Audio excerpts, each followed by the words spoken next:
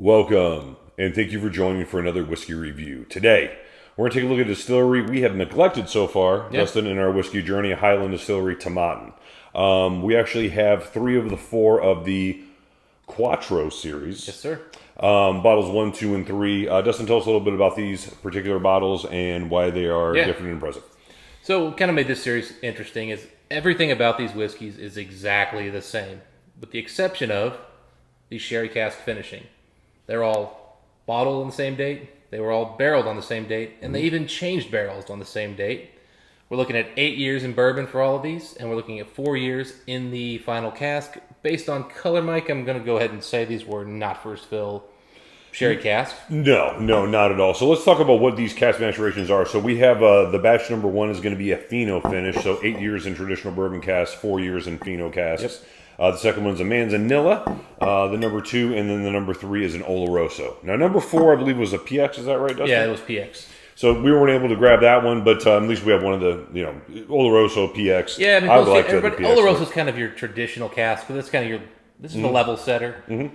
And, I bought the series really just because I thought it'd be a kind of a fun way to see exactly what the sherry cask does when there's no other elements that are different. For sure.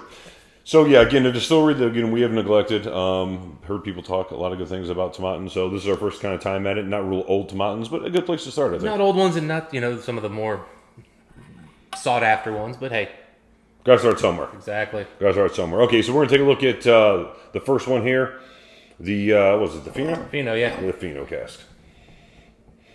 The first thing I tell you right away, Mike, young and bourbon finished is my first gut feeling here. Mm-hmm. Grainy, you can. There's a barley note to it. Yeah. Sort of a bitter note to it as well.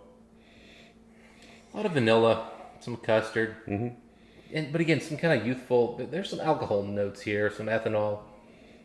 Worth mentioning, what are these all bottled at? 46%? I believe so, yeah. Yeah, so I mean, it's not something. I believe they're all 46. It's 46, and I'm going to assume you were talking probably natural colors, since given the color, they're not something special. 2,000 bottles of each of these, so rare. They're rare-ish, but I don't think these are going to be hard to find if you're really looking for some of them. I think I've actually seen a few of these still floating around. Okay, so you are getting on this, which kind of dig into a little bit more, a little touch of brown sugar. Mm-hmm. I'm starting to get the wine note, but it's very very light. I mean, when I was thinking Fino, I was thinking like Lafroy Carchus Fino, or some of the other, or like some other Fino casks. It's not really that light white wine note to it. It's very gritty, dark, a little earthy. I'm getting a hint of some white wine here, and I'm also getting a little bit of earthiness. Not earthiness. I don't want to say this. Let me one more second here. It's gristiness. It's a little salty. Yeah. It's more of like a savory wine element. And I'm pretty sure that's the wine. I think, the best way to go is, honestly, Mike, just to kind of jump into the next one and explain the difference. Sure. One last thing I'll say about this is the wine note is starting to come out a little bit more. It's very dry. And Fino is kind of a dry wine smell to me. Absolutely. At least when it's maturing single malt Scotch whiskeys. So this one instantly is cleaner, Mike. Mm-hmm. Not nearly as sweet. The vanilla notes I was bringing up, are not here as much. This doesn't smell as young. Mm-mm. Yeah, very cool, very clean. That gristy barley note is not there. Which, it had a little bit of character, but nothing. I actually tend to think of Manzanilla as adding a little bit more of, or Manzanilla, adding a little bit more of a saltiness. So I'm surprised. I'm not really getting that. I'm getting almost a slight bit of fruitiness. I'm surprised I'm not getting it here. Actually, it's a little bit fruitier. Sweeter, custardy, and yet also savory. Whereas this is clean, sweet, but dry and, like a drier wine. Mm-hmm. And again, this isn't nearly as earthy as the Fino was. The Fino was adding a ton of earth. Yeah, a ton of earth. Which kind of surprised me. Yeah, but I would say, the main notes here are just, a little cleaner, a little more fruity. Sweet fruits, not anything substantially different. It's not blowing me away. Yeah, very classic Highland malt character going on here, whereas, the Fino seemed to have something extra that was making the malt seem different. Mm-hmm. And now we're into the sort of the classic one we're used to. This is the sherry finish that we probably 80% of whiskey. Yeah, so for most Highland drinkers and most people that like, sherry matured whiskeys, this is going to be very recognizable. Young sherry matured whiskey almost in some ways reminds me a little bit of like the old Macallan 12. Yeah, I mean, without the ginger. I would think more of like a Balvenie 12 double wood. Sure. Not quite as sweet, not as honeyed. Just the beginnings of a sherry whiskey. Or a sherry matured whiskey. Just a nice little sherry finish on it. Mm-hmm. Oloroso, it means it's fruity, so there's a little bit of those Oloroso fruits. But, Oloroso is a little more gentle of a sherry than, say, like a PX or something like that. This is fruitier than the Manzanilla. Yeah, that's really the question, isn't it? I agree. It almost makes the Manzanilla feel a little dirtier. But nowhere near as salty and vanilla-y as the Fino. Yeah, the Fino is the most aggressive of the three by far. Yeah, it's really taken on that characteristic of it's uniquely different. These two are pretty similar. I mean, I'm really on the on the nose, just not getting a whole lot of differences. It's almost like the Three Little Bears. This one seems to be a little kind of the most aggressive on the nose, and seems to be the most earthy and kind of I wouldn't say challenging, but aggressive. Where this one kind of tones it down, and you think, oh, okay, well that's a lighter one to take. But then when you kind of go to this and compare these back and forth, you're like, this is even lighter. Yeah, they're really similar. Again, a little more fruit here. This is a little more clean. There's a little bit more. There's something different here. Maybe more oak. All right, I'm gonna try the Fino. Yeah, there's just a little more sherry. I think a little bit of chocolate here. That's probably the difference here. This one's got a hint more chocolate than this one does. But yeah, I mean, these two are pretty similar. This one, distinct differences. All right, Mike, what do you get? Get that Fino. It's dry. It's stinging. It does come off initially kind of sweet, then it kind of just flows into that earthiness. I mean, that's more of a distillery characteristic. I mean, who knows? I need to have a few more of them. On the finish, a little bit of honey. The brown sugar's there. It's nice. It's sweet. I mean, it's solid. I mean, that's a solid 12-year-old whiskey. Yeah, nothing wrong with it. A little spicier than I expected. A little spicier. Yeah, it is. It's kind of spicy. You're right about that. I was a little and I've had the Tomatin 18 and I've had the Tomatin the standard 12. I missed out on the 36 year, Mike. It was one of the poor decisions I've made. I've told you about it a few times. Yeah, I remember. $300. I remember for a $900 whiskey, and I was like, it's Tomatin. I don't know. I remember you not doing that. Oops.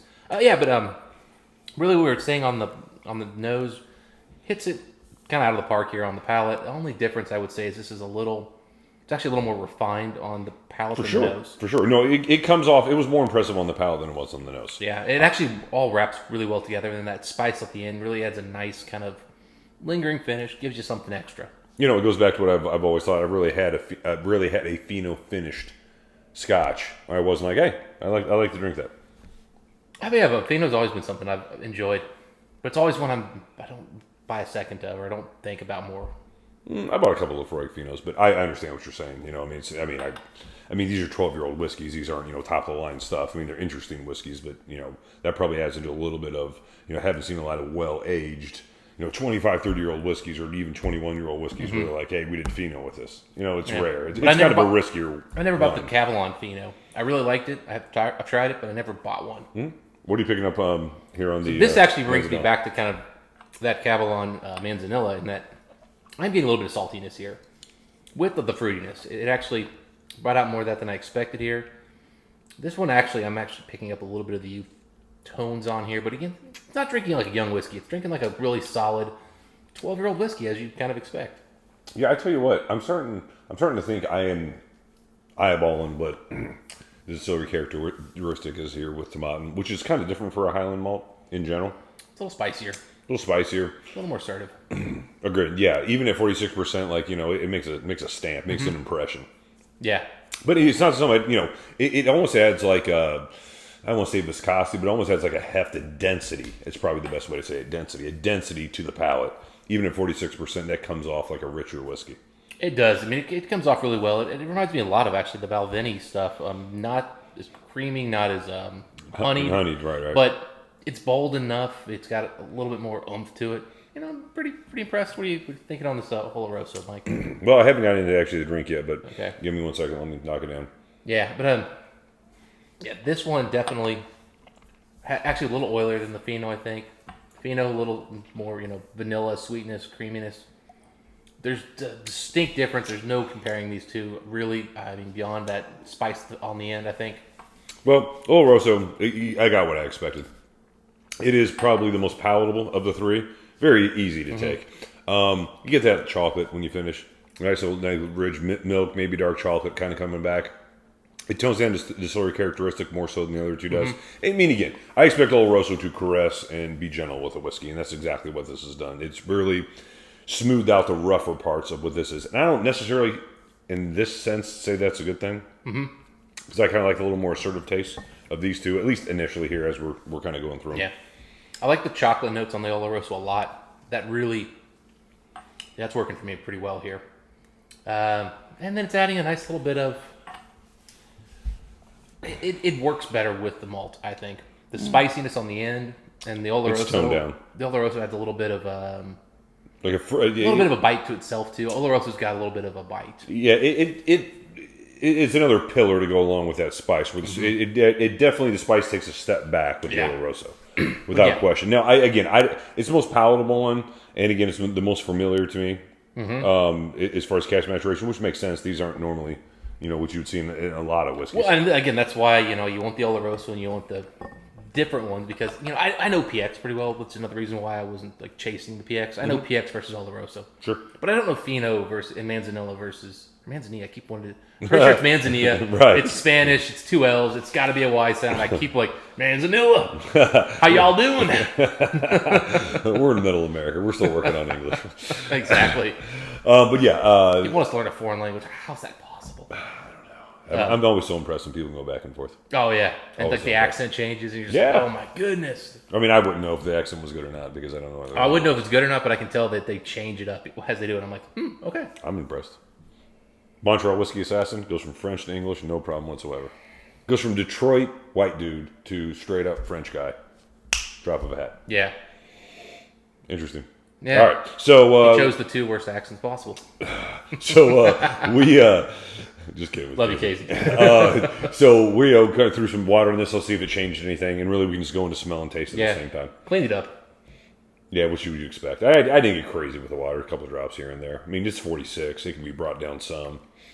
Ooh, much more icing, much more cake. Starting to get it's reminding me like a little Debbie, almost like a lemon cake type thing with like some vanilla icing. You're right. That did become more dessert. Yeah, it actually just brought the whole thing together beautifully. Yeah, shockingly, that is way better. The Fino was way better with a couple drops of water in it. My goodness. Yeah, and we should point out we had these open up. You guys watch the videos. We generally pour straight from the bottle. Unless they're comparisons. But this one, we actually had these sitting out for a good amount of time. There was a technical issue. 20 minutes. Yeah. So these have gotten time to open up. So I'm surprised water did that. Yeah, it's weird. You can hook up a speaker and you can talk into it, but you have to unplug the speaker to hear. When the speaker has audio out, yes. Yes, when there's audio out. We're working on it, Phil. Baby steps, man. All right, so Manzanilla. I smell like waxy crowns. It's almost like Klein Leash almost in its waxy crown note. Yeah, but it doesn't have I'm not getting a lot of sweetness right now. The water seemed to have kind of... it's there, but it's way back there. Yeah, there's some barrel in there. Really interesting. It really pushed the fruitiness kind of way to the back burner and brought out very little. On the palate, you get kind of back. And almost like a berry note, along with that grain note, kind of appeared. That with a little bit of water, which I wasn't expecting. Almost like a blueberry with a grain note. You get picking that up at all? And a little bit of extra sweetness. I don't know. So I get a lot of salt up front. Yeah, there was that too. I get the oak profile has changed. Yes, for sure. It's a different oak profile from earlier. It's very oaky now. It actually is adding a lot of oak. Yeah. On the finish, the oak keeps coming. It's just vanilla and oak. And there was a shift in the oak flavor that when you said blueberry, I started thinking blueberry. I think you just put that in my head, but it's probably something blue for sure. When you said crayon, you know what I'm saying? It's a blue crayon. Yeah. Definitely not reminding me of Klein Leash on the palate. No.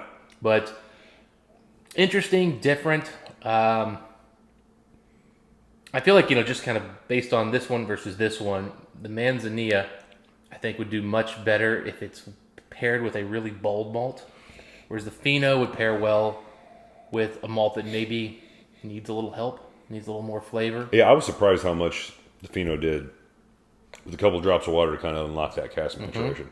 It was actually pretty impressive. Yeah, this really changed and really stands out, distinctly different. Yeah, with the water, it was definitely the best of the two.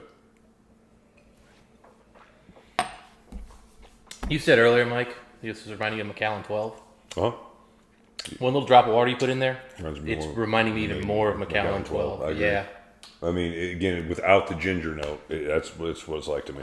Yeah, it's even got that oak that's reminding me of Macallan. I completely agree with I mean, it's got the Macallan you. Like the oak. old brown box Macallan. yeah. I completely agree with you. Like it's got that kind of brown sugar, and then like Yes. sweeter than normal, but like oakier than normal sherry notes. And it leaves out the ginger. Yeah, I mean, that's really the difference. man. I mean, it picked up on the nose. Is it? What are you on the palate? Same thing. Dude, it's very reminiscent of the old Macallan 12s. Very reminiscent with water, which makes sense. Bring it down to 43%. There's more finish on this one than a Macallan 12. I agree. A lot more finish. I agree. Bolder, spicier. This is a better malt than Macallan. Not a significantly better one. Mind you, at 12 years. I should say at 12 years. This has got more going on. Yeah, no, I totally agree. You compared this to like I had the 10-year Macallan double oak. Mm-hmm. Decent pour. I bought it years ago for like $60. It was worth it. Was it American seasoned sherry? It was American seasoned sherry and then American bourbon barrels. So it was a mixture.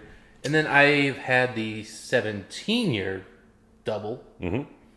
Obviously, that's a better whiskey than this for sure.